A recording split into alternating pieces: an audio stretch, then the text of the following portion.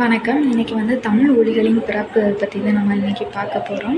தமிழ் ஒலிகளின் பிறப்பு தனித்துவமான ஒலி அமைப்பை பற்றி அறிந்து கொள்வது, அதன் சிறப்பின் முக்கியத்துவத்தை உணர்வதற்கு இந்த தமிழ் ஒலியின் பிறப்பு முக்கிய அம்சமாக அமைகிறது.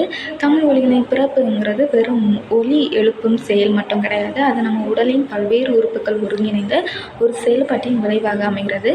தமிழ் ஆசிரியர்களுக்கு எழுத்துக்களின் பிறப்பு பற்றி ஒரு தெளிவான அறிவு இருப்பது ரொம்பவே இன்றியமையாத ஒன்றாகும்.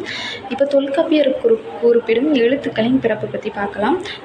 இந்தியிலிருந்து எழும் காற்று தலைமிடறு நெஞ்சு ஆகிய இடங்களில் நிலை பெற்று பல், இதழ், நா, மூக்கு, அன்னம் போன்ற உறுப்புகளின் உதவியால் பல்வேறு ஒலிகளாக வெளிவருகிறது.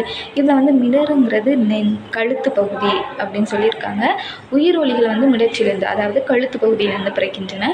மெய் ஒலிகள் வல்லினம், மெல்லினம், இடையினம், இந்த 3 வகையுமே மார்பு, மூக்கு, கழுத்து இந்த 3 இடங்கள்ல இருந்தும் பிறக்கின்றன. ஒலியின் வகைகளாக உயிர் ஒலிகள், மெய்யொலிகள் அப்படின்னு 2 வகையாக சொல்லியிருக்காங்க.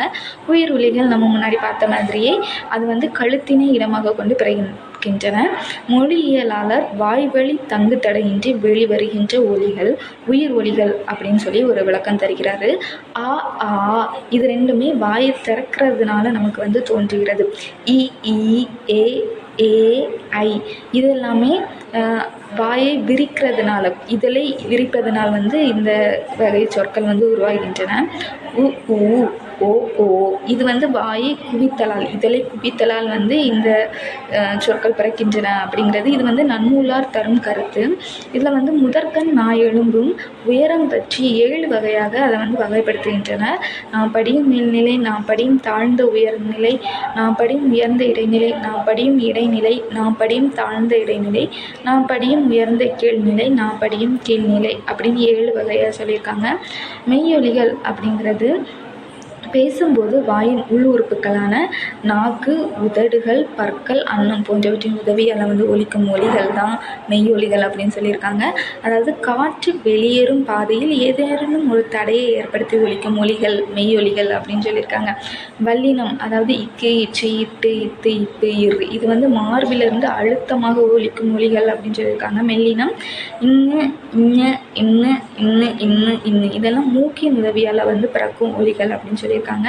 இடையினம் அப்படின்னா இரு, இல்லு, இவ்வு, இள்ளு, இள்ளு இதெல்லாம் வன்மையாகவும் இல்லாமல் மென்மையாகவும் இல்லாமல் இடைப்பட்ட நிலையில் ஒலிக்கும் ஒலிகள் அப்படின்னு சொல்லியிருக்காங்க. இப்போ நம்ம பிறப்பியல் ஒலிப்பு முறையோட அட்டவணையை பார்த்துடலாம்.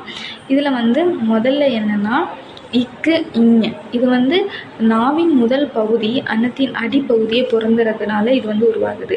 இச்சு, இன்னு இது நாவின் இடைப்பகுதி நடு அன்னத்தை பொருந்துறதால இருக்கிறது.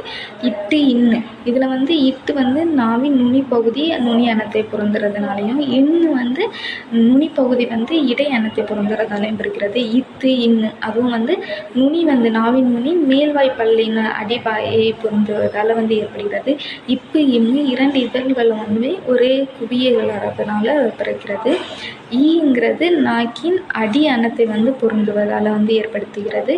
இரு, இள்ளு இது இருங்கிறது நாவின் நுனி மேல் அன்னத்தை நுனி நாக்கை தொடுவதனால ஏற்படுகிறது. இள்ளுங்கிறது நாவு வளைந்து அந்த இதை உச்சரிக்கிறது.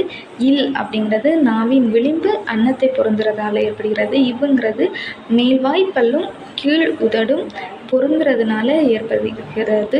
இல்லுங்கிறது நாவின் நுனி மேல் நோக்கி வளைந்து அன்னத்தை பொருந்துறதால வருது. இன் இது நாவின் நுனி அன்னத்தின் நுனியை மிகவும் பொருந்துறதுனால வருது. இதுதான் ஒலிகளின் பிறப்போட அட்டவணை. இன்றைக்கி நம்ம ஒலி பிறப்புனா என்னன்னு பார்த்தோம். தமிழ் எழுத்துக்களின் பிறப்பு, அதோட வகைகள் பார்த்தோம். தொல்காப்பியர் கூறும் ஒலிகளின் பிறப்பு பற்றி பார்த்தோம். அதுக்கப்புறம் உயிர் ஒலிகள்னா என்னென்ன, எப்படி பிறக்கும்னு பார்த்தோம். மெய்யொலிகள் என்னென்ன, எப்படி பிறக்கும்னு பார்த்தோம். அதுக்கப்புறம் ஒலிகளின் பிறப்பு அட்டவணை அதையும் பார்த்தோம்.